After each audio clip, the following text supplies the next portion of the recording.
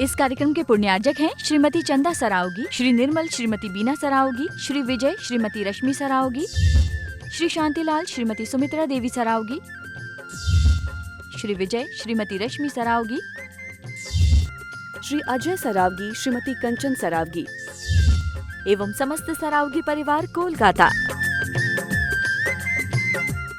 बोलो संत शिरोमणि आचार्य गुरुदेव भगवान श्री विद्यासागर जी महामणि राज की, नवाचार्य पूज्य मुनि श्री समय सागर जी महामणि राज की, शंका समाधान प्रणेता प्रखर वक्ता भावना योग प्रवर्तक, विश्व इतिहास पटल पर प्रथम बार 108 रथ प्रवर्तक पूज्य मुनि श्री प्रमाण सागर जी महामणि राज की, पूज्य मुनि श्री निर्वेक सागर जी महाराज की, पूज्य मुनि श्री संधान सागर जी महाराज की, मुनि संघ की।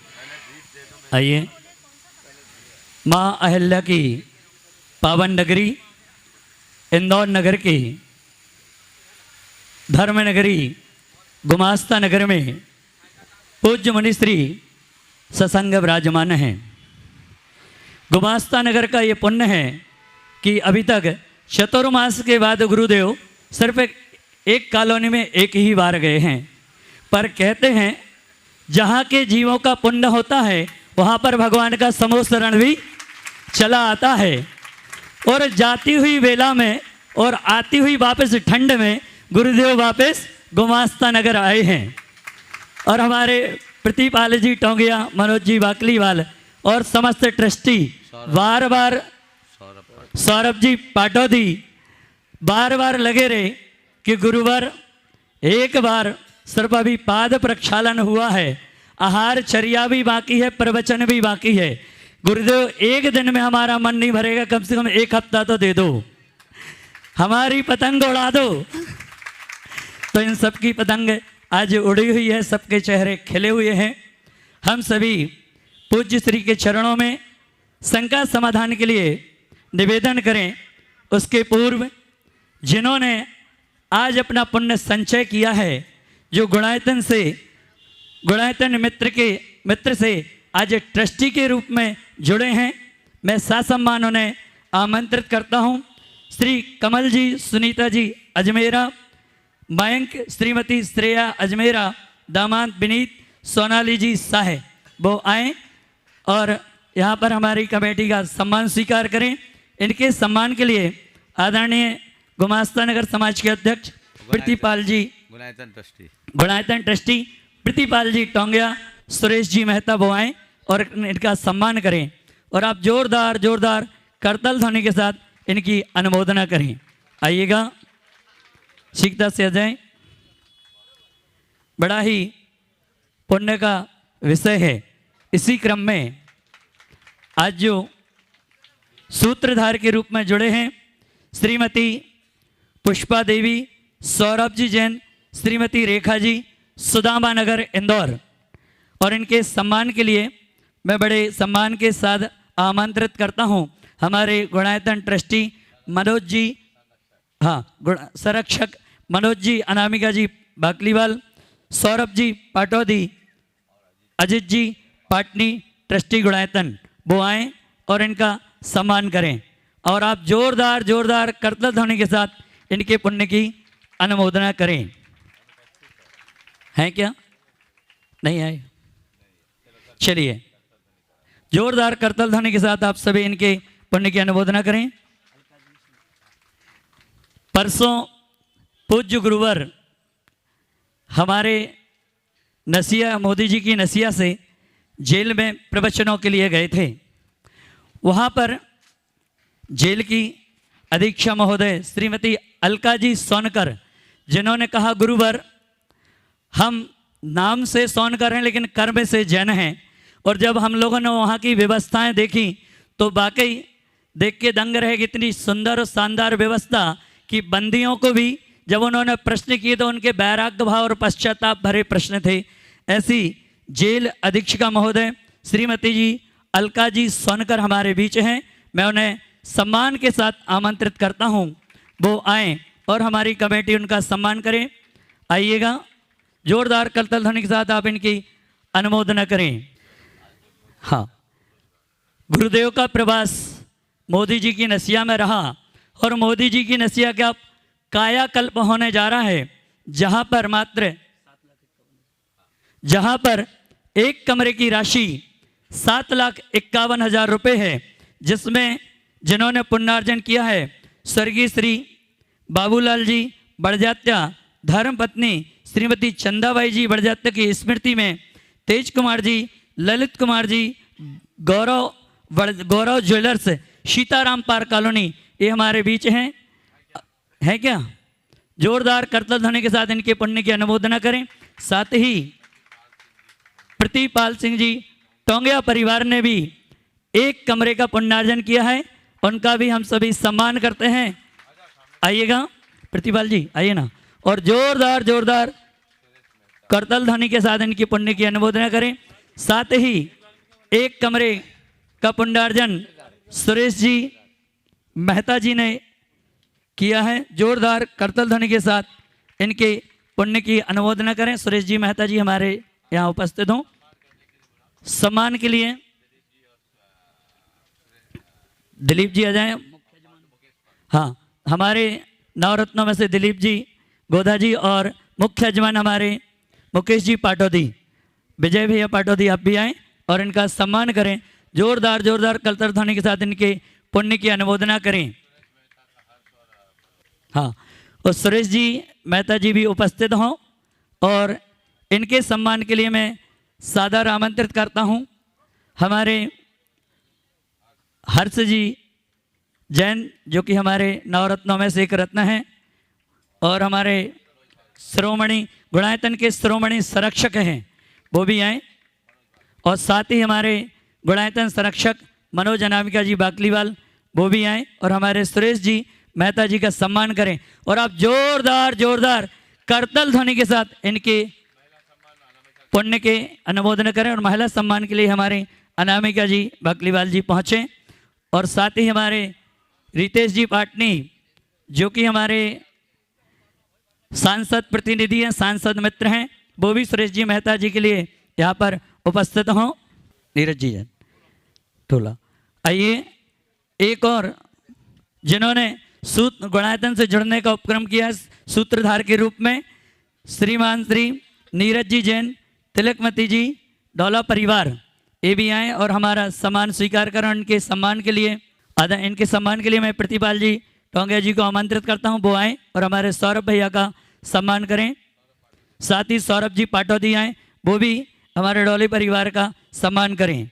और चलते हैं, और बड़े हर्ष की विषय कि हमारे हर्ष तृप्ति जैन, जो हमारे गुणायतन के श्रोमणी संरक्षक हैं, ये हर जगह अपनी उदारता पर दिखाते हैं और इन्होंने और पहली शांति धारा भी 182 वर्ष बाद वो रामा सहायका नेमिनाथ जिनालय, उसकी प्रथम शांति धारा करने का सौभाग्य हर्ष तृप्ति जैन ने प्राप्त किया। जोरदार करतल ध्वनि के साथ इनके पुण्य की अनुमोदना करें। और नसिया जी में 7,51,000 रुपये की राशि में एक कमरा इन्होंने भी आरक्षित किया है। बड़े सम्मान के साथ हर्ष तृप्ति जैन को आमंत्रित करता हूँ, वो आए और प्रतिपाल जी टोंगिया, रितेश जी पाटनी, मनोज जी बाकलीवाल, मुकेश जी पाटौदी साहब, उनका सम्मान करें। आइए, हर्ष जी तृप्ति जी जैन, श्रोमणी संरक्षक गुणायतन। आइए चलते हैं हम हमारे बीच जेल अधीक्षिका महोदय आ चुकी हैं। हर्ष भैया आ जाएं, हमारे हर्ष तृप्ति जैन श्रोमणी संरक्षक आ जाएं और उनके सम्मान के लिए मैं आप सभी को आमंत्रित कर चुका हूँ। शीघ्रता से हमारी जेल अधीक्षिका महोदय हैं, पूज्य गुरुवर के चरणों में नमन करते हुए आशीष ग्रहण करें। और मैं अभी बता रहा था कि ये सिर्फ नाम जाति से सोनकर हैं, लेकिन कर्म से जैन हैं और उन्होंने इतनी शानदार व्यवस्था वहाँ रखी है कि बंदियों को भी वैराग्य हो गया और उन्होंने वैराग्य भरे प्रश्न गुरुदेव के समक्ष उपस्थित किए। जोरदार करतल ध्वनि के साथ इनके पुण्य की अनुमोदना। श्रीमती अलका जी सोनकर, हर्ष जी तृप्ति जैन का सम्मान हमारी कमेटी कर रही है और आप सभी जोरदार करतल ध्वनि के साथ इनके पुण्य की अनुमोदना करें। और सोनकर जी के सम्मान के लिए तृप्ति जी जैन पहुँचे और मैं निवेदन करूँगा हमारी सोनकर अधीक्षिका महोदय से कि वो आएँ और मंच पर ही अपना स्थान ग्रहण करें। आइएगा। चलते हैं पूज्य श्री के चरणों में, अपने हाथों को जोड़ें और श्रीफल बनाएं और मेरे साथ दोहराएं, हे गुरुवर नमोस्तु नमोस्तु नमोस्तु। पूज्य मुनि श्री संधान सागर जी के महाराज में बारंबार नमोस्तु। हे गुरुवर, आज के शंका समाधान के कार्य को गति प्रदान करें। नमोस्तु गुरुवर।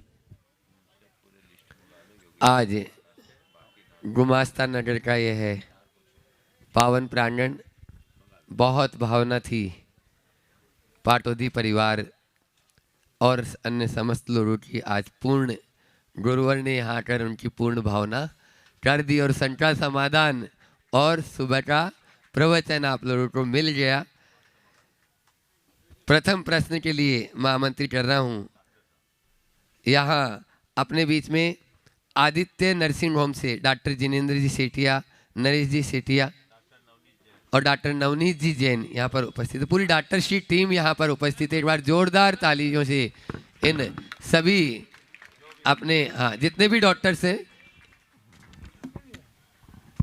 और प्रश्न करें और उसके बाद में तैयार रहेंगे डॉक्टर पंकज जी शास्त्री, वे अपना प्रश्न गुरुचरण में करें। नमोस्तु गुरुदेव, नमोस्तु मुनि संघ।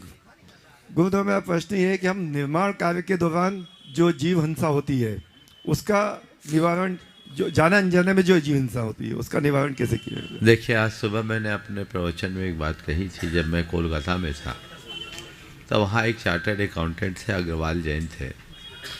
उन्होंने बातचीत के क्रम में बताया कि हमारे दादाजी ने वहाँ एक मंदिर बनाया जिसे पुरानी बाड़ी का मंदिर कहा जाता है। किस भाव से बनाया? बोला, उन्होंने कहा कि हमने अपना घर बनाया, घर बनाने में बहुत हिंसा हुई, इस पाप से बचने के लिए भगवान का घर बना दो। समझ गए?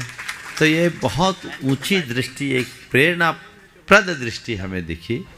तो आप लोगों के लिए भी मैं यही संदेश दूंगा, अपने जीवन के निर्वाह के लिए बहुत सारी चीज़ें आपको करनी होती है, कीजिए, लेकिन अपने जीवन काल में कुछ ऐसा परमार्थ भी कर दीजिए जो पापों का प्रक्षालन कर सके, न केवल आपके पापों का अपितु उसका लाभ उठाने वाले लोगों के पापों का भी प्रक्षालन। डॉक्टर पंकज जी शास्त्री बहुत पहले से जुड़े हुए हैं ललितपुर और आपके गुमास्ता नगर के गौरव है और उनके साथ में अशोक जी भी हैं। और उसके बाद में तैयार रहेंगे अजीत जी पाटनी, गुणायतन ट्रस्टी। परम प्रभावक परम पूज्य गुरुदेव मुनि श्री प्रमाण सागर जी महाराज श्री के, मुनि श्री निर्वेक सागर जी महाराज श्री के और मुनि श्री संधान सागर जी के चरणों में बारंबार नमोस्तु करता हूँ। भगवान, यूँ तो पूरी दुनिया में इंदौर शहर जाना जाता है और कहते हैं कि ये स्वच्छता में नंबर 1 है, इसलिए पूरी दुनिया इंदौर को जानती है। लेकिन आज पूरी दुनिया इंदौर को इसलिए जान रही है कि वहाँ पूज्य मुनि श्री प्रमाण सागर जी महाराज सत्संग विराजमान हैं। और प्रश्न में गुरुदेव आपके चरणों में इंदौर को लेकर के ही कर रहा हूँ। यहाँ पर एक अभियान चल रहा है भिखारी मुक्त इंदौर, कि इंदौर को भिखारियों से मुक्त करना है। और गुरुदेव, किसी न किसी तरह इंदौर भिखारियों से मुक्त कर दिया जाएगा। लेकिन मेरा जो प्रश्न है कि यह हमारी आत्मा में, हमारे मन में जो भिखारी है, जितना मिलता जा रहा है, बढ़ते जा रहे हैं अंदर का भिखारी, उतना पनपता जा रहा है। तो यह अंतरंग का हमारा भिखारी हम कैसे दूर करें जिससे हमारा अंतरंग स्वच्छ हो, और जिस स्वच्छता को गुरुदेव प्रमाण सागर जी महाराज निरंतर अपने प्रवचनों में देते हैं, वो हम इंदौर वासी ही नहीं, पूरे देश में और पूरे अखिल विश्व के प्राणियों को प्राप्त हो। नमोस्तु भगवान, नमोस्तु। देखिए, ये बात पूरे इंदौर वासियों के लिए बड़े गौरव का विषय है कि इंदौर विगत 7 वर्षों से भारत का सबसे स्वच्छ शहर के रूप में अपनी पहचान बना रहा है। अभी आपकी द्वारा दी गई जानकारी के मुताबिक इंदौर को भिखारी मुक्त शहर भी बनाया जा रहा है। ये बहुत अच्छी बात है। हम अपने भारत के अतीत को जब पलट कर देखते हैं तो ऐसा मिलता है कि भारत में एक भी चोर और एक भी भिखारी नहीं था। मैकाले ने जो ब्रिटिश संसद में अपना वक्तव्य दिया, उसमें उन्होंने इस बात को विशेषतया जोड़ा कि मैंने भारत की चतुर्दिक यात्रा की है और मुझे पूरे भारतवर्ष में एक भी चोर और एक भी याचक नहीं दिखाई पड़ा। ये भारत का गौरव। अगर इस तरह का कोई उपाय हो रहा है तो बहुत अच्छी बात है। हमें किसी को भीख नहीं देना, हमें हर व्यक्ति को राजा बनाने का रास्ता चुनना चाहिए। आपने कहा अंदर का भिखारीपन कैसे छूटे? ये तभी होगा जब हमारे अंदर स्वच्छता होगी, और वह तब होगा जब हम अपने भीतर आध्यात्मिक चेतना को जागृत करेंगे। मुझे एक दूसरी बात लगती है, हो सकता है ये बात लोगों को पसंद कम आए, कि एक तरफ तो सरकार के द्वारा भिखारी वृत्ति को, भिक्षा वृत्ति को अपराध घोषित करते हुए उस पर रोक लगाने का कदम उठाया जा रहा है, जो सराहनीय है, पर दूसरी ओर चीज़ें बांट बांट कर जनता को भिखारी बना रही है केवल वोटों के खातिर। सत्य है। सरकार को चाहिए कि लोगों को चीज़ें बांट कर अपने आश्रित न बनाए, लोगों को इतना समर्थ बनाए, उनका कौशल विकास करे कि वे भीख मांगने की या सरकार के ऊपर आश्रित रहने की जगह 10 को खिलाने में समर्थ हो सके। वो योजना होनी चाहिए। अब तो होड़ सी लग गई है सभी सरकारों की, कौन कितना बांटे ताकि उनकी कुर्सी सुरक्षित रहे। लेकिन ऐसा करके हम अपने राष्ट्र के गौरव को बचा नहीं पाएंगे। अपनी राष्ट्र की जो अस्मिता है, इसका जो गौरव है, इसकी गरिमा है, ये तभी होगी जब भारत का एक एक व्यक्ति कर्म योगी बनेगा। हमें कर्म योगी बनाने का उपक्रम करना चाहिए, और ये हो गया तो जीवन में बड़ी उपलब्धि हो। नमोस्तु भगवान, नमोस्तु। वयोवृद्ध अजित जी पाटनी अनन्य गुरु भक्त गुणायतन ट्रस्टी में अपना प्रश्न गुरु चरणों में कर रहे हैं, और उसके बाद भी आपके यहाँ के गौरव, हाँ, जो पद्मश्री पुरस्कार से सम्मानित हुए ऐसे बाबूलाल जी पाटोदी जी सुपुत्र सौरभ जी पाटोदी अपनी पूरी टीम के साथ।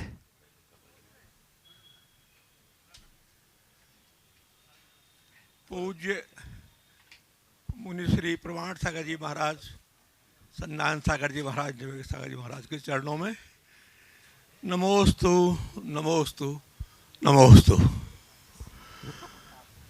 बंधु, यह हम सबका सौभाग्य है कि वह समय हमें मिला जब हम आज मुनिश्री के चरणों में यहाँ उनके समक्ष बैठ पाए। बहुत अनुभव के साथ जो शब्द मुनिश्री के मुखारविंद से हम सुनते हैं, अगर हम एक एक शब्द का भी वैल्यू करें तो बहुत ही वैल्यूएबल है। तो सवाल कर लीजिए पाटनी जी जल्दी से। मेरा सवाल तो महाराज जी, चलिए एक बार पाटनी साहब का जोरदार अभिनंदन करें। आप देख रहे हैं 90 पार कर चुके हैं और अभी भी पूरी तरह फिट है, और बहुत सक्रियता से इन्होंने भोपाल में अपनी भूमिका निभाई है।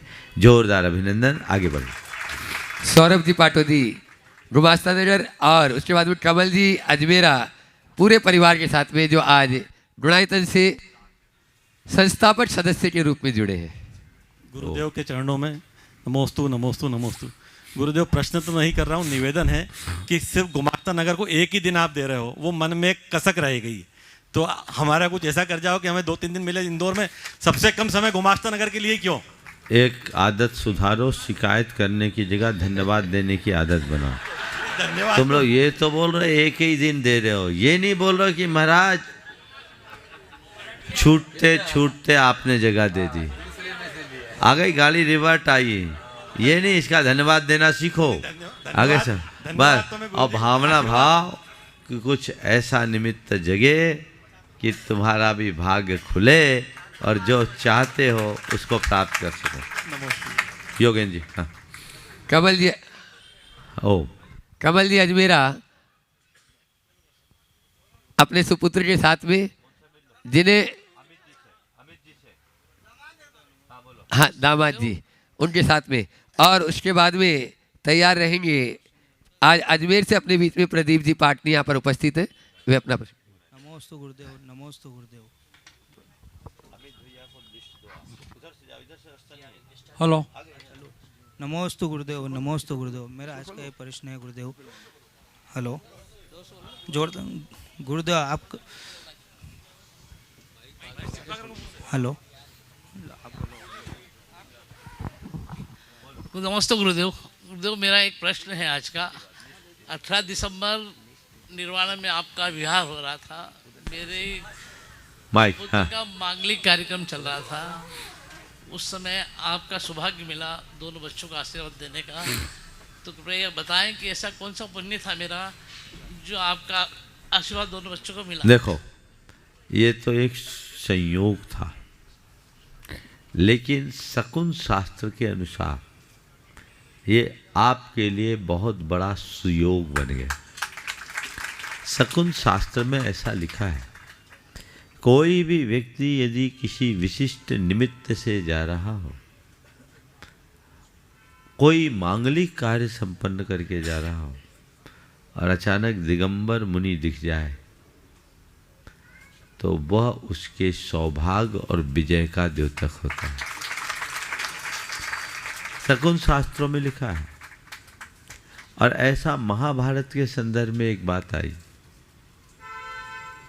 कि जब श्री कृष्ण कुरुक्षेत्र के लिए जा रहे थे और उन्हें पर्वत पर एक दिगंबर मुनि राज के दर्शन हुए, श्री कृष्ण ने अर्जुन से कहा, हे अर्जुन, गांडीव और अस्त्र अपने हाथ में लो, सर्वा विजयमयी यात्रा निर्गंथो अत्र दृश्यते। हे अर्जुन, अब सारी चिंता छोड़ दो, हमारी यात्रा हमें विजय दिलाएगी, क्योंकि सामने निर्गंथ दिख रहे हैं। समझिए, तो ये अनायास हुआ। प्रायोजित होता तो बात दूसरी थी, लेकिन आपका अलग योग और हमारा अलग योग बन गया। मैं तो ये कहूँगा शायद इसी की थी ना, दूसरे की थी। अच्छा, उनको भी बोलो इस योग का सही प्रयोग करें। बहुत बहुत आशीर्वाद। अजमेर से प्रदीप जी पाटनी वे अपना प्रश्न करें, और उसके बाद में प्रतिपाल जी कुसुम जी टोंडिया गुमास्ता नगर गुणायतन ट्रस्टी। प्रदीप जी पाटनी अजमेर, ये भी गुणायतन ट्रस्टी है। नमोस्तु महाराज दोनों जी। समझे एक साथ ही आ जा। हाँ, नमोस्तु महाराज जी, नमोस्तु सहसंग नमोस्तु महाराज जी। शास्त्रों में गृहस्थ धर्म को गजवत स्नान के समान कहा गया है। ऐसे में गृहस्थी में रहते हुए हम ऐसा क्या करें कि हमारा जीवन धर्म की उच्च भावना से ओतप्रोत रहे और आत्मा की शुद्धि संभव हो सके। बिल्कुल सही बात है। जो गज इस साइड आ जाए, गज स्नानवत जो कहा गया वो निराधार नहीं कहा गया, गज स्नान है। और आप कहते हैं गज स्नान से बचने के लिए क्या करें, तो व्रती बन जाओ। क्या बन जाओ? व्रती बन जाओ। व्रती बने बिना भाव का निवारण नहीं हो सकता। महाव्रती बनोगे तो संसार से पार होगे, व्रती बनोगे तो जीवन का उद्धार होगा। शास्त्रकार कहते हैं, भवस्य सारम किम खलु व्रत धारणम च। इस संसार का सार क्या है? व्रतों को अंगीकार करना। तो व्रतों को अंगीकार करे, आगे बढ़ने का भाव रखे, नहीं तो ये तो सब ऊपर की लीपा पोती है। क्योंकि पाप प्रपंचों में फंसे हुए लोग जितना धर्म करते हैं, बाहर जाकर उससे ज़्यादा लपेट लेते हैं। तो ये मामला ठीक करिए। नमोस्तु महाराज, नमोस्तु महाराज। हो गया? प्रतिपाल जी का भी है। बोलो कुसुम। कुसुम जी बोले जल्दी। नमोस्तु गुरुदेव, नमोस्तु गुरुदेव, नमोस्तु। चुल्लक जी महाराज को इच्छामी इच्छामी इच्छामी। गुरुदेव, सफल समय कभी नहीं होता, उसे हासिल करना होता है। और आज महाराज जी आपके आगमन से हमें सफलता मिली और महाराज जी का प्रवास हुआ। महाराज जी, मेडिटेशन और भावना योग में क्या अंतर है और भावना योग को इस पर्यावरण के साथ कैसे जोड़े? इस पर्यावरण को भी सुरक्षित करना चाहते हैं, कृपया मार्गदर्शन दीजिए। देखिए, बात सही है। सफल समय नहीं होता, उसे हासिल करना होता है, और उसे वही हासिल कर पाता है जो हर समय का उपयोग करता है। आपने जो पूछा है भावना योग और मेडिटेशन में क्या अंतर है। मेडिटेशन एक ध्यान है और भावना योग भावना है। ध्यान में ज़्यादा गहराई की ज़रूरत होती है, भावना योग में वैसी गहराई की ज़रूरत नहीं।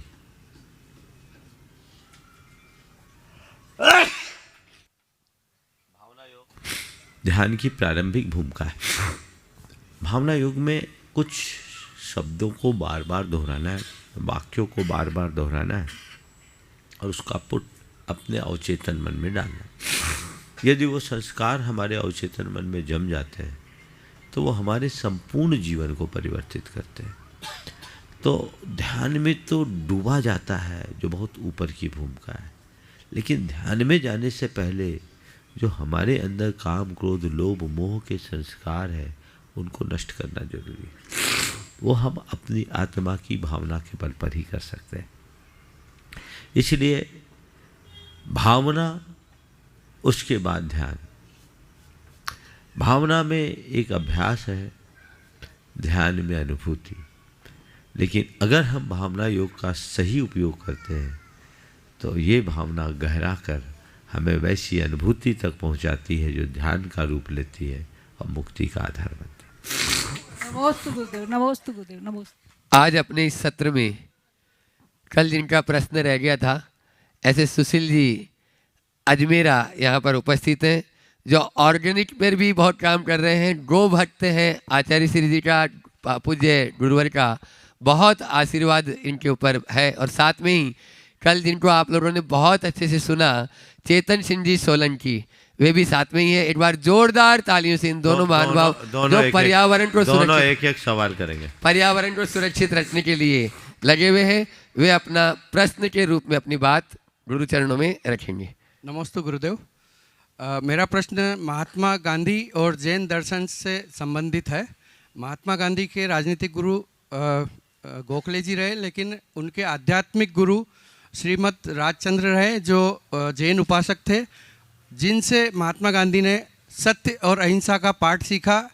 और एक साधारण से व्यक्तित्व वाले गांधी जी, जिनके पास में न भाषण कला अच्छी थी, न उनकी लेखनी अच्छी थी, लेकिन पूरी दुनिया में उनको लोग पहचानते हैं। और दुनिया के लगभग 195 देश हैं, उनमें अधिकांश देशों में उनकी मूर्ति लगी है और अधिकांश देशों के शिक्षा के पाठ्यक्रम में उनका पाठ पढ़ाया जाता है। और विश्व में बड़े नेता रहे, Martin Luther king, Nelson Mandela जैसे जो श्वेत क्रांति के जो नेता रहे हैं, उन लोगों ने महात्मा गांधी की अहिंसा को अपनाकर विजय प्राप्त की। तो गुरुदेव, मेरा प्रश्न ये है कि महात्मा गांधी ने तो सिर्फ जैन दर्शन के 2 सिद्धांत, सत्य और अहिंसा का उपयोग किया, जबकि जैन दर्शन तो इतना बड़ा खजाना है कि हमारे बच्चे आज पूरे विश्व में काम कर रहे हैं। तो इस खजाने का उपयोग करके हम जैन धर्म की व्याख्या पूरे विश्व में कैसे पहुंचा सकते हैं? बहुत अच्छा। ये बात सत्य है कि गांधी जी ने अहिंसा और सत्य और अहिंसा के बल पर साधारण होकर के भी असाधारण उपलब्धियां अर्जित की, देश को आज़ाद कराया। और न केवल देश को आज़ाद कराया, अपितु पूरे विश्व को आज़ादी का रास्ता दिखाया। जहाँ तक सवाल है अहिंसा या सत्य की इतनी ताकत, तो पूरे जैन धर्म की कितनी बड़ी ताकत होगी, हमें समझने की ज़रूरत है। हम लोगों की एक बड़ी कमजोरी रही है कि हमने जैन धर्म के मूलभूत तत्वों को गौण करके हम रिचुअल्स पर ज़्यादा फोकस करने लगे। धार्मिक क्रियाकलापों तक अपने आप को सीमित करने लगे। मूलतः जो जैन तत्व ज्ञान और जैन आचार है, यदि हम उसे ठीक तरीके से आत्मसात करें और सारे संसार को उसे आत्मसात करने की प्रेरणा दें, तो मैं कहूँगा कि सारा संसार जैन धर्म का अनुयायी हो सकता है, होगा। कल आपने सोलंकी जी की बात सुनी थी। कभी मैं उनको बुलाऊंगा और एक लंबा सत्र दूंगा। उनकी बातें बहुत गंभीर और मनन की योग्य थी। समय तो अभी नहीं है, लेकिन उन्होंने जो अपरिग्रह की बात की और अपरिग्रह के जितना उत्कृष्ट उन्होंने विवेचन किया, और विवेचन तो कोई भी कर लेता है, ये जिस तरीके से अपरिग्रह का अनुपालन कर रहे हैं, ये एक बहुत बड़ा आदर्श है। अब मैं कहूँगा नाम सोलंकी है पर कर्म तो जैन ही है, और विश्व को अब नाम के जैनियों की नहीं, कर्म के जैनियों की ज़रूरत है। विश्व तभी संभलेगा। तो हम जैन धर्म के मूल तत्व ज्ञान और जैन आचार को जगतव्यापी बनाए। ऐसा हम करते हैं तो बहुत कुछ हो सकता है। आप सोच सकते हैं कि युवा आईआईटी का प्रोफेसर, और वह इतनी कम उम्र में अपनी नौकरी छोड़ देता है, बिना तनख्वाह के काम करता है, सारे भारत को, पर्यावरण को, यहाँ की जलवायु को ठीक करने के भाव से अलग जगाने के लिए लगता है। आज मैं इनका घर भी देख के आया, चलता हुआ घर, बहुत सुंदर। घर को इनने जो सजाया, और मैंने मार्क किया, सब कुछ पूरी तरह सोलर के साथ, और जो इनने चद्दरें वदरे भी लगाई ना, वो सब खादी की। ये देख करके मुझे बहुत अच्छा लगा। लोगों को प्रेरणा लेनी चाहिए। जो व्यक्ति 5 साल से कपड़े न सिलाया हो, इससे बड़ा अपरिग्रह का आदर्श क्या होगा। तो हम लोग अपरिग्रह की बातें ज़्यादा करते हैं, अपरिग्रह को अपनाने में पीछे रह जाते हैं। हम उसे अपनाने की कोशिश करें, खुद के जीवन में उतारें, और इस कदर उतारें कि लोग हमसे प्रेरणा पाए। गांधी जी ने अपरिग्रह का आदर्श अपनाया।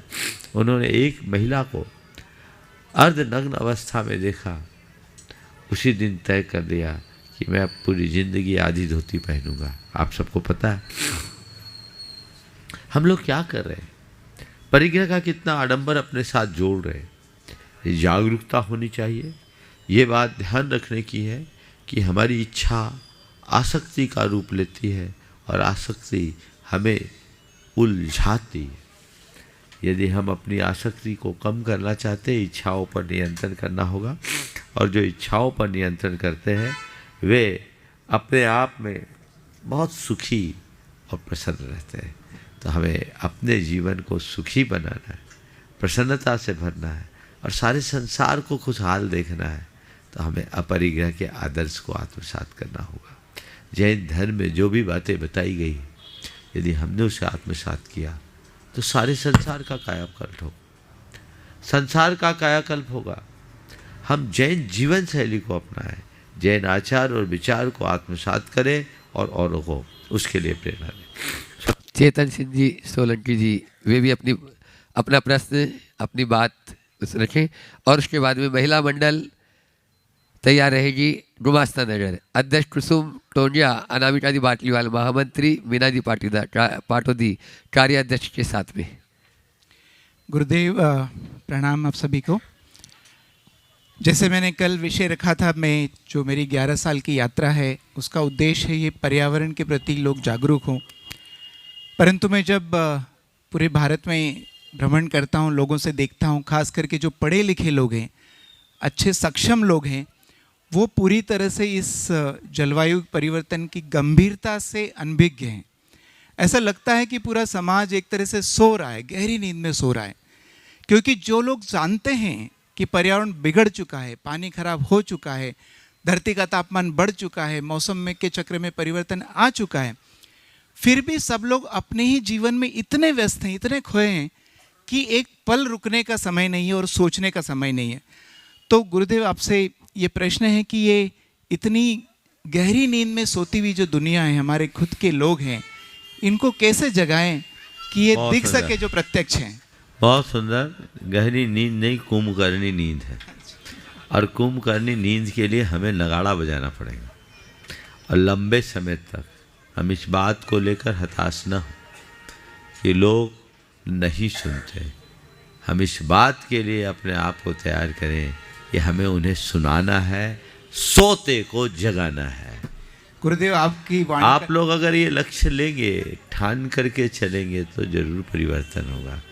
चेतन भाई, मैं तो ये कहूँगा, अभी एक चेतन है, अपने जैसे 100 चेतन तैयार करो, पहला काम वो करो, फिर एक पर एक 11 होंगे।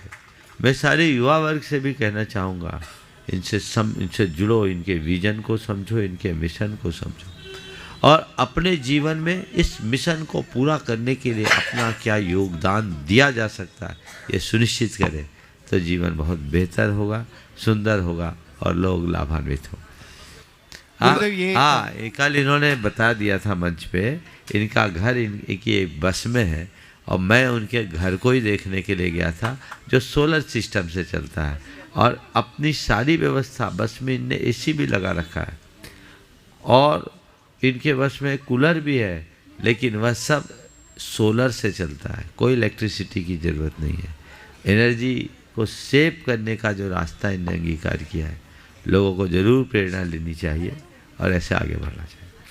कल का और परसों का संकट समाधान आप लोग जरूर सुने, जो बाहर वाले हैं वो भी और यहाँ वाले भी बार बार उसको देखें, क्योंकि परसों जेल में जो महाराज श्रीधर साथ में कैदियों के साथ रूबरू हुए, वह भी बहुत आप लोगों को प्रेरणास्पद होगा, और कल जो महाराज श्रीधर सामने चेतन जी ने जो बताया, वह भी आपके लिए बहुत अच्छा रहेगा। चेतन जी और कुछ बोल रहे हैं? गुरुदेव, मैं आपकी वाणी से वो डंका बज सकता है ताकि जो कुंभकर्णी नींद में वो जग जाएं। आप सभी लोगों से अपील करेंगे तो बहुत बहुत बहुत। मैं तो आप जैसे लोगों को हमेशा प्रेरित और प्रोत्साहित करता हूँ। आप अपने अभियान में लगिए और इसी विचार के लोगों को तैयार कीजिए। बहुत बहुत आशीर्वाद। महिला मंडल गुमास्ता नगर संक्षेप में अपना प्रश्न रखें, और उसके बाद में अपने बीच में आज जेल साहिबा यहाँ पर उपस्थित हैं। जेल साहिबा नहीं, जेलर साहिबा। हाँ, परम पूज्य गुरुदेव के जेलर साहिबा, जेल अधीक्षक श्रीमती अलका जी सोनकर। जैसे भी महाराज श्री जी बता रहे थे कि जो जन्मना जैन नहीं कर्मणा जैन है, ऐसी सोनकर जी वे अपना प्रश्न भी रखेंगे। अभी महिला मंडल। हाँ, परम पूज्य गुरुदेव के श्री चरणों में शत नमन। गुरुदेव, मेरी शंका ये है कि अभी गुमाश्ता नगर आप पधारे, उससे पूर्व आप मोदी जी की नसिया में विराजमान थे। ऐसे ही अजमेर, जयपुर, इंदौर और देश के कई शहरों में नसिया जी विद्यमान हैं, जो बहुत उत्कृष्ट स्वरूप में हैं, भव्य भवन है और हमारे जैन समाज की बहुत अच्छी धरोहर है। तो गुरुदेव, ये नसिया जी का क्या तात्पर्य है और ये नाम क्यों रखा जाता है जैन समाज के भवनों को? देखिए, नसिया क्या है? नसिया का मूल शब्द है निषीधिका। क्या बोलते हैं उसको? निषीधिका। उससे बना निशई, और निशई से बन गया नसिया। निषीधिका को निशही भी बोलते हैं प्राकृत में। ये निषीधिका क्या है? जो नियम से सिद्धि का कारण हो, उसको बोलते निषीधिका। जहाँ महापुरुषों ने विशेष तपस्या की हो, जहाँ से किन्हीं को मुक्ति की प्राप्ति हुई हो, उसे बोलते सिद्ध निषीधिका। जो स्थल विशेष साधना के लिए तैयार किया जाए, ध्यान तप आराधना के लिए तैयार किया जाए, और जहाँ विशिष्ट जिन मंदिर आदि की संरचना हो, उसे निषीधिका बोलते हैं। पुराने समय में लोग अपने गांव शहरों में रहते हुए भी उसके निकट ऐसे स्थानों को बनाते थे। और उन दिनों जैन लोग अष्टमी चतुर्दशी के दिन विशेष उपवास रखते थे, गृहस्थ लोग, और ग्रह त्याग करके 24-24 घंटे घर से बाहर साधना करते थे। तो साधना स्थली थी निषीधिका। समझ गए? तो पुराने लोग निषीधिका बनाते थे, निसिया बनाते थे। आज आप लोग फार्म हाउस बनाने लगे। कितना अंतर! पुरखों ने नसिया बनाई और तुम क्या बना रहे हो? बहुत लोगों के फार्म हाउस होंगे इंदौर में भी। तुम भोगों में लग रहे हो, उनने परमार्थ में लगाया। 200 साल पुरानी नशिया है, आज मोदी जी की नशिया जो बताई। आप कल्पना करो 200 साल पहले यहाँ कौन आता होगा? इंदौर का बाहरी हिस्सा था। दूसरी जौहरी बाग का नशिया हुकमचंद जी कासलीवाल के समय 125 साल पहले, वो भी बाहरी छोर में होगा। नशिया शहर के बाहर बनाई जाती। अजमेर में छतरी की नशिया, सोनी जी की नशिया, गोधा लोगों की नशिया, ये सब शहर से बाहर थे। तो ये सब बाहर बनाए जाते थे ताकि वहाँ जाकर आप अपना विशेष धर्म ध्यान कर सके। आज भी ऐसा प्रयास करना चाहिए, इस तरह की परंपराओं को विकसित करना चाहिए ताकि आपाधापी की इस दौड़ से अपने आप को बचा सके और अपना धर्म ध्यान कर सके। जेल के कैदियों में भी जिनकी आत्मा को उज्जवल बनाने का हमेशा रात दिन जो पुरुषार्थ कर रही हैं, ऐसे जेल अधीक्षक अलकाजी सोनकर अपने बीच में हैं। जोरदार तालियों से उनका एक बार फिर से सादर अभिनंदन करते हुए वे अपनी बात प्रश्न के रूप में गुरु चरणों में रख रही हैं। और साथ में है सुनील जी गोदाहा। नमोस्तु गुरुदेव।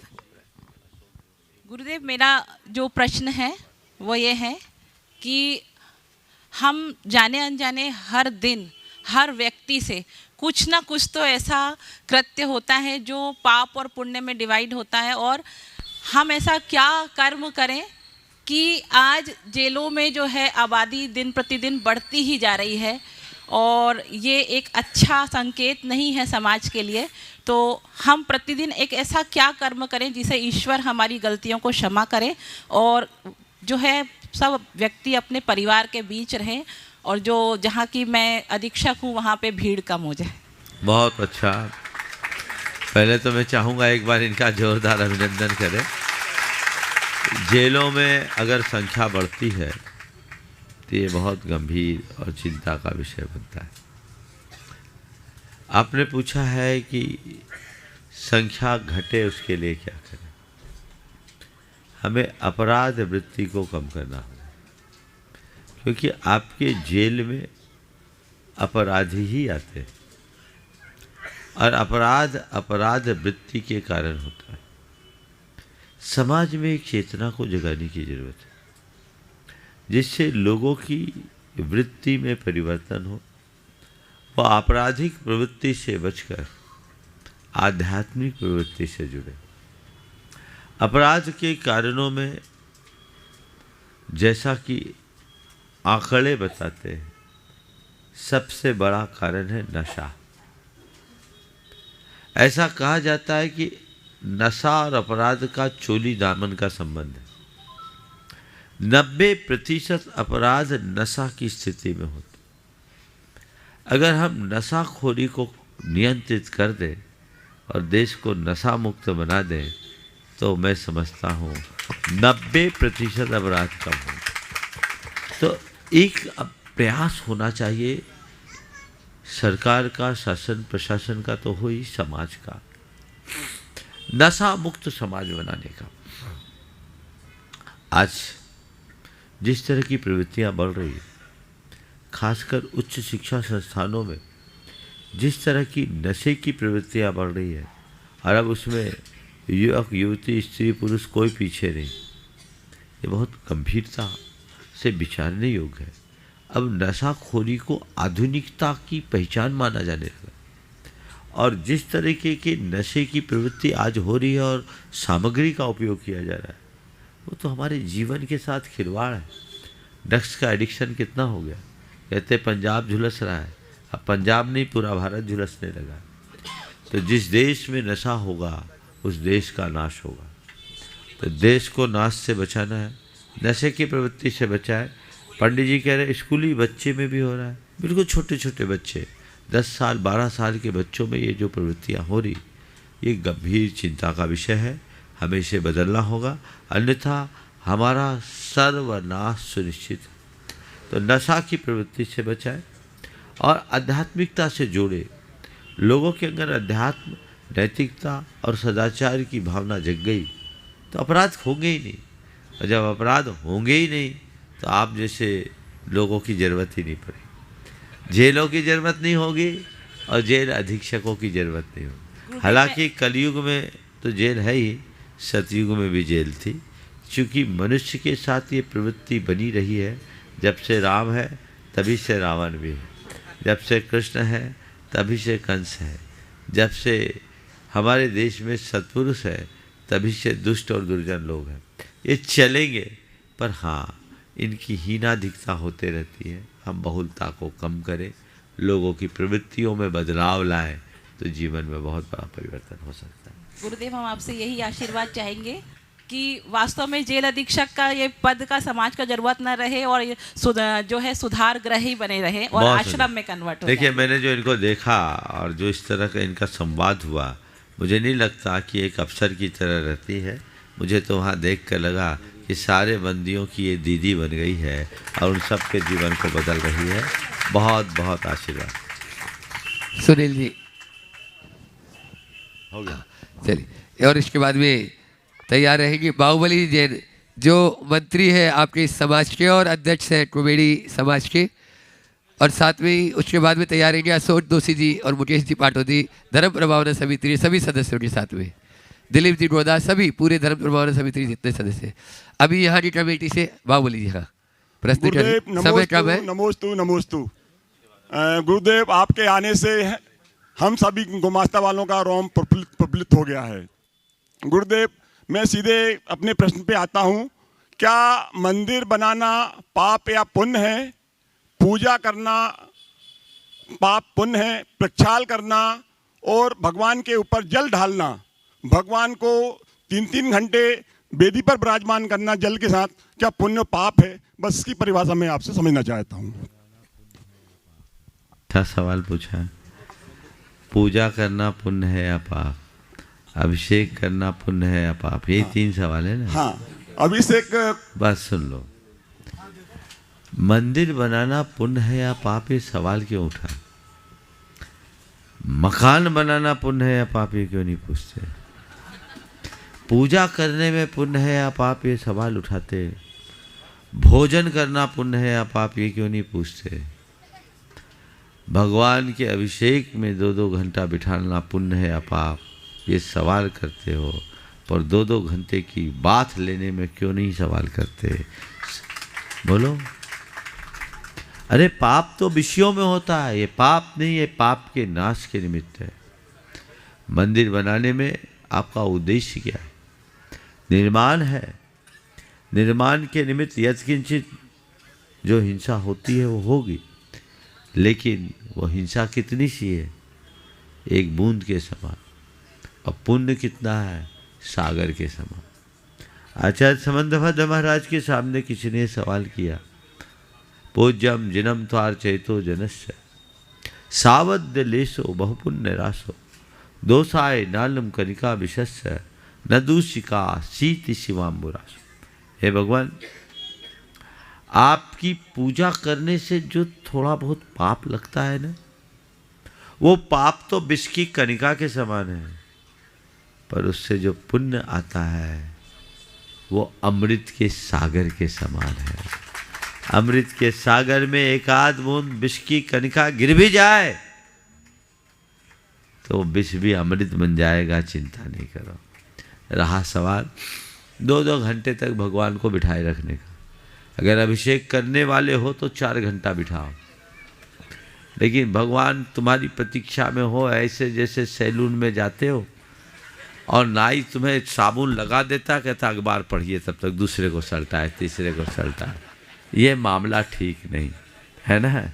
आप अभिषेक कीजिए, अभिषेक प्रतिज्ञा के साथ अभिषेक कीजिए और तय समय में उसे पूरा कीजिए। समय मिलाकर जाइए ताकि आपको अभिषेक का गौरव भी समझ में आए, उसकी महिमा भी समझ में आए और आप उसका लाभ उठा सकें। नमोस्तु गुरुदेव। धर्म प्रभावना समिति के अध्यक्ष से और गुणायत्री शिरोमणि सर अशोक जी दोषी और साथ में ही मुख्य यजमान वे भी शिरोमणि संरक्षक, सभी शिरोमणि संरक्षक, धर्म प्रभावना समिति पूरी, सभी शिरोमणि और शिरोमणि से ऊपर भी हो गए अब तो। इसके बाद इन्हीं से दिलवा देना। हाँ, और चाहते हैं अभी अभी मेरे पास पर्ची आई गुणायतन ये सारे शिरोमणि संरक्षक गुणायतन का एक स्मृति चिन्ह आज जो जेल अधीक्षक अपने बीच में है यहाँ पर अलका जी सोनकर, उनको एक स्मृति चिन्ह देना चाहते हैं, तो वे मंच पर आकर उनको स्मृति चिन्ह वहीं पर सवाल देंगे। पहले अपना प्रश्न गुरु चरणों में सवाल निवेदन सब। हाँ, मुनि संघ के चरणों में सशत वंदन। महाराज श्री निवेदन एक ये है कि अभी आपने मोदी जी की नशिया की जानकारी दी, क्या अर्थ होता है। तो मेरा कहना है कि आप अभी मोहता भवन में रुके थे महाराज श्री 4 महीने, अब मोहता भवन का कायाकल्प हो गया और उसकी 12 मंजिल भवन बन रहा है। इसी तरह मोदी जी की नशिया में आप रुके अभी 4-5 दिन, लेकिन अब मोदी की नशिया का शायद स्वरूप बदलेगा और वो भी हो सकता है कि भारत की सबसे अच्छी नशिया बन जाए, ऐसा मेरा सोचना। अब कल आप हमारे शायद समोसरण मंदिर में आ रहे हैं, तो उसका भी शायद 1 दिन में या 10 दिन आप कितने दिन रुकते हैं, उसका भी ऐसा कुछ कर दें कि वो मंदिर भी हमारा भारत का सर्वश्रेष्ठ मंदिर बन जाए। ये मेरा निवेदन है महाराज श्री, क्योंकि आप जहाँ भी रहे हैं वहाँ आप शिखर जी रहे वहाँ भी सर्वश्रेष्ठ हो गया है। सुनो, समोसरण मंदिर तो भारत का सर्वश्रेष्ठ स्थान ऑलरेडी है। इंदौर आप इंदौर के हृदय स्थल पर इतना बड़ा परिसर आज सोचा भी नहीं जा सकता, लेकिन मुझे बेहद प्रसन्नता है कि वहाँ की ट्रस्ट कमेटी ने तत्परता दिखाते हुए उस पूरे परिसर के पुनरुद्धार का बीड़ा उठाया है। थोड़ा लेट आए हैं, पुष्पा जी कासलीवाल है महाराज जी। आ गए, आ जाए, आइए सामने आ जाइए, सामने आ जाओ। हाँ, तो आज सामने आ जाए। थोड़ा सा लेट आए, लेकिन कभी कभी आखिरी में जो काम होता है वो ज़्यादा अच्छा हो जाता है। शायद ऐसा ही होना चाहिए। और गुरुदेव कहते थे कि जब दूध में शक्कर डाली जाती है ना, और शक्कर घोल के दूध पिलाई जाती है, तो आखिरी में जो दूध बचता है उसमें ज़्यादा मिठास होती है। तो ये ज़्यादा मिठास वाली बात है, और आप लोगों ने उसके पुनरुद्धार का बीड़ा उठाया। उसमें सबसे बड़ा श्रेय तो पुष्पा जी को जाएगा। इन्होंने बहुत ही दिलेरी का परिचय दिया। प्रायः बूढ़े लोग बड़े निर्णय नहीं लेते, ऐसी शिकायत है, लेकिन इनके निर्णय से लगता है ये अभी वृद्ध नहीं, अभी भी इनमें जवानी का जोश है और बहुत उमंग है। और कल शाम को तो हम पहुंच रहे, अभी इसमें शायद नहीं है, उसमें कोई शंका नहीं है। अब कल पहुंच रहे, उसके बाद की जहाँ तक बात है तो उसमें भी शंका मत कीजिए। परसों प्रातः काल वहाँ पर भी शिलान्यास का योग होगा। एक बहुत अच्छा योग है और बहुत अच्छा योग है उस दिन, और 15 तारीख का ये अपने आप योग बन गया है, और मैं समझता हूँ आप लोग उसे शीघ्र अच्छा रूप देंगे। और इंदौर शहर का एक बहुत बड़ा आकर्षक स्थान, अभी भी साधु संत वहीं आकर के ठहरते हैं और लाभ लेते, समाज को लाभ देते हैं। लेकिन अब आप ऐसा बना लेंगे कि बड़े से बड़े कार्यक्रम भी कर सके। अभी तो आप लोगों को इधर उधर लोगों के हाथ जोड़ने पड़ते थे या इधर उधर स्थान ढूंढना पड़ता था, लेकिन हम तो इस चातुर्मास की सबसे बड़ी उपलब्धि के रूप में देख रहे हैं कि इंदौर में अब ऐसे ऐसे विकल्प आ रहे हैं कि अब समाज को कहीं और जाने की ज़रूरत नहीं होगी। ये जो पहल आप लोगों की गई है बहुत सार्थक है। पुष्पा जी अपनी बात करें। हाँ, महिला आश्रम भी तो उसी में, आप भी आ जाओ ना बहन जी साथ में। हाँ। ये बहन जी तो ध्यान ही नहीं गया मेरा, ये तो मेरे पीछे पड़ी थी। हम बोले तुम बोल रही हो, तुम्हारी हम क्या सुनेंगे, तुम्हारे ट्रस्टी बोले तब तो हम बोले। खींच के पकड़ के ये ले आई, और मैं समझता हूँ इस पूरे कार्य को कराने में इनका भी महत्वपूर्ण स्थान रहा है। एक बार इनके इस उत्साह को वर्धन करिए, और अब जो कार्य आप लोग अपने हाथ में ले रहे हैं उसे शीघ्र साकार दे। सारे ट्रस्टीगण हैं, वो संकल्प तो अपने मन में ले लिए, बाकी बातें तो मैं वहीं पर करूंगा। लेकिन मैं ये कहना चाहूँगा, ये मौका है पूरे पलासिया क्षेत्र के लोगों के लिए, जो 200 साल में 100-125 साल हो गया उसके निर्माण के, अभी तक आपको कोई बड़ा योगदान देने का मौका नहीं आया। अब आपके सामने अवसर है, आपने तो अपना बहुत विस्तार कर लिया, अब भगवान के दरबार का विस्तार करने का मौका आ रहा है। आप उसका लाभ ले तो निश्चित रूप से अच्छा होगा। हाँ, हमारा समय कल हम यहाँ से 1:30 बजे जाएंगे। आज 10 दिन तो बाद की बात है, काम करो। हाँ हाँ, बोलो। हाँ, महाराज श्री ने इतना डरा दिया मुझे, जब मैं उनसे कहा कि आपको चलना है श्राविक आश्रम, तो खूब गुस्सा हुए मेरे। गुस्सा और उन्होंने बोला कि मैं तो कोई आऊँगा नहीं, तुमने क्या करा आज तक। अब हमारी हिम्मत भी इतनी नहीं थी इतना बड़ा काम हाथ में लेने की, पर क्योंकि महाराज श्री का आशीर्वाद हम पे है और उनने महाराज ने डराया कि प्रेरित किया है, तो बोलो। पहले तो डराया, पर अब लग रहा है कि हम कर सकेंगे कहीं। डरा के चढ़ाया और ये चढ़ गई है, प्रेरणा पा गई है, एक बहुत अच्छा काम हो रहा है। बहुत बहुत आशीर्वाद। चलिए महाराज, आपकी प्रेरणा से और हम सब लोगों की जो शक्ति आई है सब ट्रस्टीज में, बहुत ये सुंदर। काम पूरा होगा, बस आपका आशीर्वाद चाहिए। बहुत सुंदर। हाँ, धर्म प्रभावना समिति के समस्त सदस्य महाराज जी सर, जो शिरोमणि संरक्षक है, प्रश्न है मुकेश जी पाटोदी का करना। हाँ, पहले तो दे दो आप। हाँ, स्मृति चिन्ह पहले दे। हाँ, चलिए दोनों काम जेल हो गए। अधीक्षक मुकेश जी और अपना उधर सवाल मुकेश जी पाटोदी अपना प्रश्न और अमित जी जो यहाँ पर नसिया जी के जो कमरे हैं उनकी और उनकी सूची आ गई है। हाँ। पूरी सूची एक बार पढ़ दे। हाँ, यहीं से दे दो। हाँ, यहीं रिकॉर्ड से कर दे। लेंगे। हाँ। ले यही अलका जी सोच कर। हाँ, वो दोनों दे दो, ये दे दो, वो भी दे दो।